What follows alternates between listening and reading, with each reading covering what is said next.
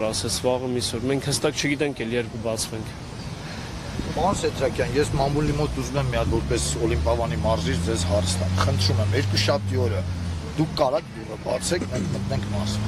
Ընկերերիկ, եթե հնարավոր լինի թույլ տան, ով է թույլ տվողը, կհրավիրեք երկուշաբթի ժամը 6-ին, թող ինքը չթողի այս երեխեն մարզվի, ես գամ աշխատանք։ մենք չենք կարող չթողենք, դա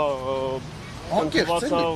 Հա, բայց իրան հրավիրեք, թող ինքը չթողի։ Դերեք ուրեմն մարզվենք ստեղ, մարզվենք բիզեկի գյոլում։ Բայց չէ, չեմ կարող, ես տենց աշխարհի պատասխան։ Անկեղծ է, տենց է, որ խնդրում եմ,